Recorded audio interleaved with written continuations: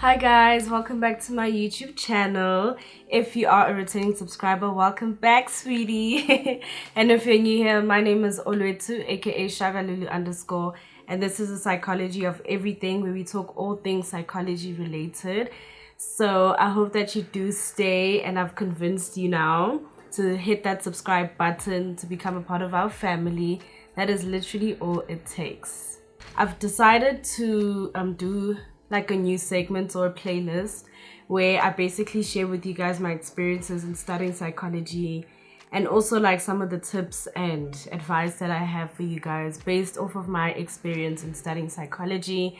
It is such a complicated, complex journey that I thought I should just share my experience, especially if you are studying what I'm studying, or your goal is to become a clinical psychologist. Yeah, this segment or playlist is going to be for you. So please do also comment down below if you have any suggestions, if you have any questions for me, or any topics that you want me to cover in a video. Then yeah, all you have to do is comment down below and I'll do that for you. We'll organize something, you know what I'm saying?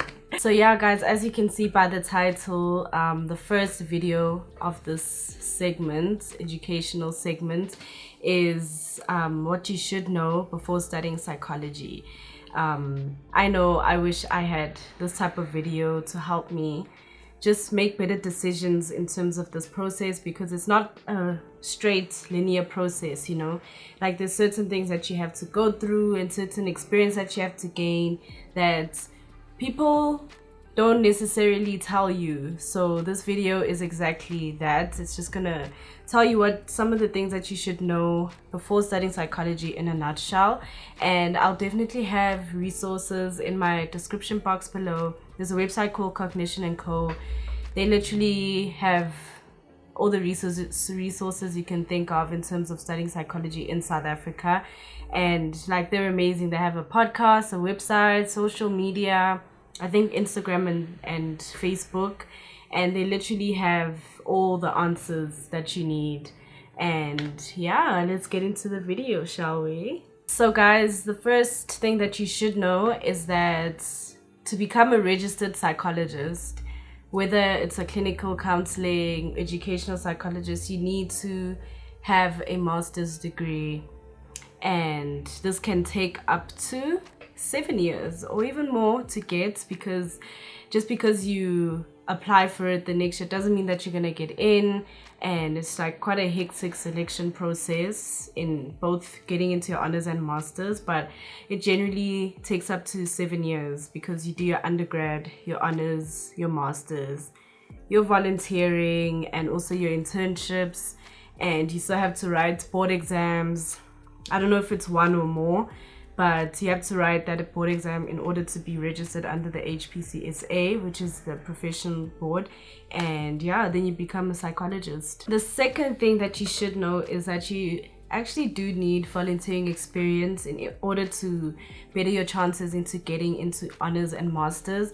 So with psychology, unlike medicine is, as far as I know, 7 years, right?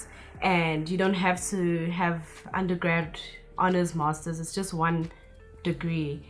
Whereas with psychology, you have to do your undergrad, and then you have to apply to do your honors, and then you have to apply to do your masters. So sometimes you're not going to get in the first time you apply, and you have to look at other alternatives and other ways to carry on, or to like do other things. And yeah, it's quite a complex process, and it's not as linear as it looks, because a lot of the time you're not gonna get in the first time, and that shouldn't discourage you, because it doesn't mean that you're not meant to do this, or that you're not smart enough or ready. It just means that it's not your time yet, and you should just keep trying and trying until you get it. And this video is by no means meant to scare anyone or to discourage anyone from studying psychology. It's merely just advice that you should know before studying psychology, and so that you know like what to expect. And then the third thing that you should know is that because you have to keep applying for each degree, The selection process is very, very difficult. It's very strict. I know with honors, they only take like 100 and something people at UNISA. And with masters, it's even smaller. They take up to like 12 at the most students a year. And this is including UNISA. UNISA does not take more than a certain amount of people a year. So it is really difficult because you can imagine there's thousands of you, thousands of other people applying to get into this program. So I know on Cognition and Code they say like people can wait up to 4 years. Oh, and it's so yucky. Up to 4 years until they get accepted into doing their masters, which is really scary because it's like, okay, what if I don't get in? Like, what else can I do? And I'll get to that just now. And then another thing that you should know is that in order to get into your honors, obviously your marks have to be good and you have to have minimum average of I think 65 for honors. I think though with UNISA it's 60. Please correct me if I'm wrong if you know, but I know it's 60%. And then with masters it's 65 and above, or 68, between the two. But obviously you don't want to get the minimum requirements. To better your chances, you just need to work harder in getting a higher average mark for like your degree.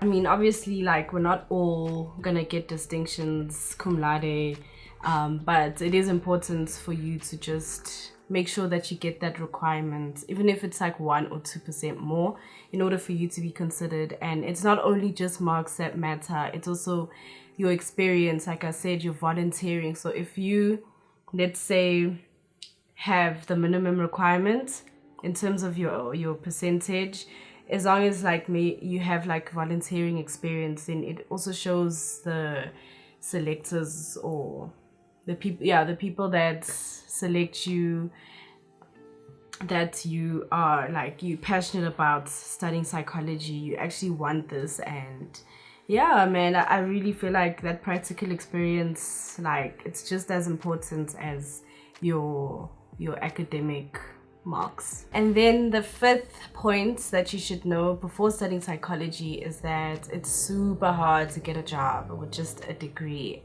especially an undergrad degree. But even an honors degree, it's really hard getting a job that isn't really like in the psychology field. You'll probably, it's almost impossible, like emphasis on almost. So it is possible to get a job, but it's really hard, really hard, because it's so broad. And if you go into another field, like let's say marketing, you can imagine how difficult it is to get a job when you just have a degree in psychology. Like, they'll obviously consider people who have a degree in marketing rather than someone who has a degree in psychology. And what's difficult about this is that even in the psychology field, like you can hardly get jobs with just these degrees. So obviously, like, if your end goal is to become a psychologist, just like I said, get your volunteering experience. If you haven't gotten in yet, get that volunteering experience, and yeah, just keep trying. Don't give up. I know it's really hard and it's such a long, complex process, and you feel like you're making the wrong decisions. But as long as you do your research and you're well informed and you're doing what you think is right at the moment, that will benefit you getting into your masters and becoming a psychologist, then you're on the right track. Don't be so hard on yourself.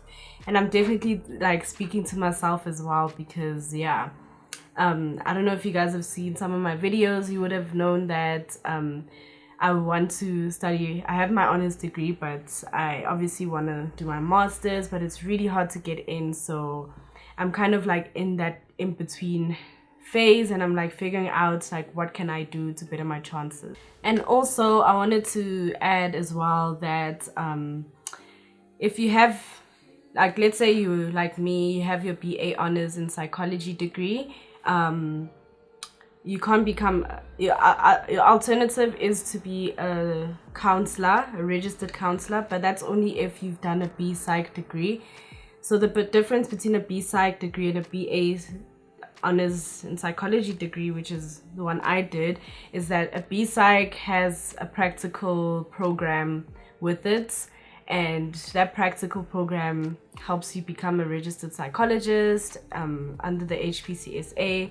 So I know it's like an additional 6 months program to like the theory stuff, and then the BA honors psychology degree is just theory and there's no practical side to it. So I would really suggest, if you are in your undergrad now, I think you should do the B-Psych degree. So because it's so hard to get into masters, like you most probably, according to the stats, you most probably won't get in the first time when you apply for your masters. So if you do a B-Psych degree, then at least you can practice as a counselor while you're waiting to be accepted into masters, instead of just like trying and not like doing anything in between, you know.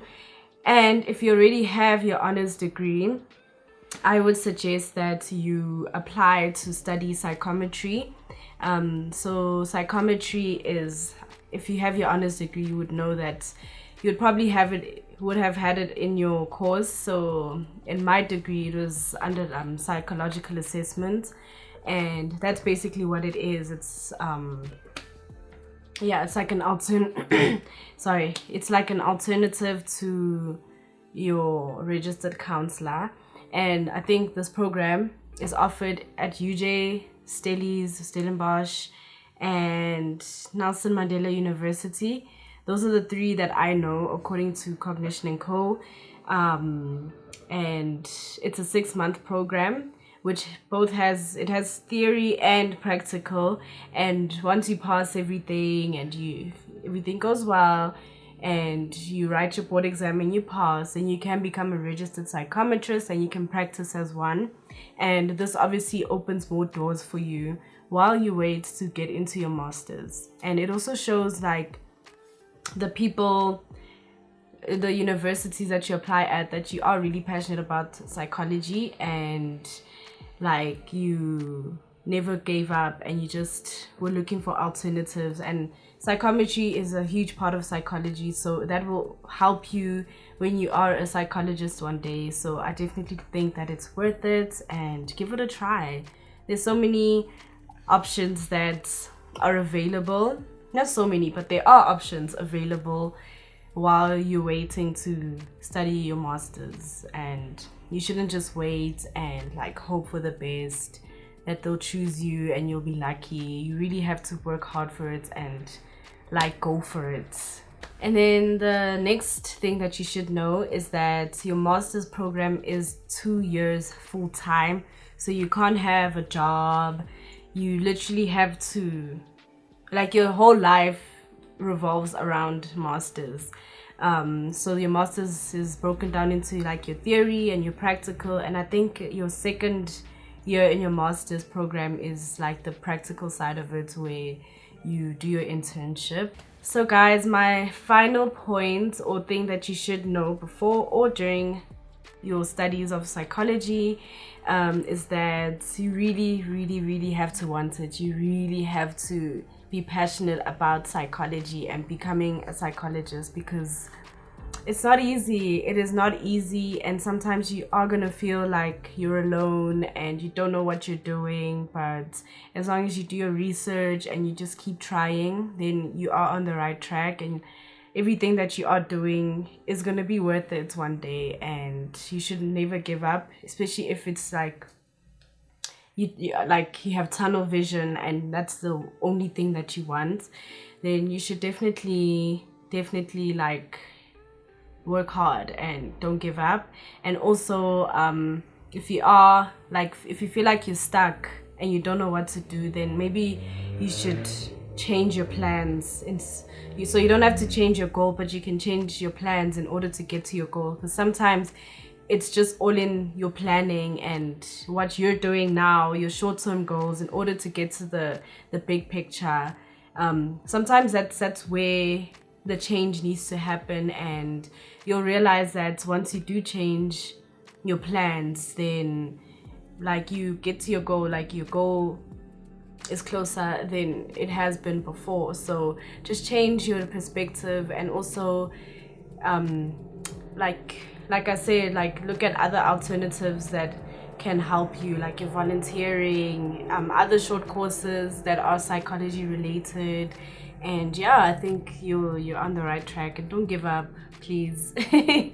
Don't. If I haven't yet, then you shouldn't as well.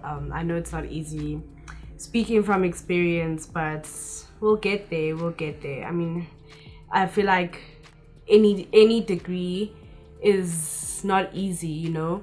Every degree has its own challenges, and unfortunately this happens to be one of them in this field. But yeah, you'll get through it. We will get through it, and we'll be psychologists in no time. So yeah, guys, that's the video. If you did like it, please give it a big thumbs up right here so that it can reach more people.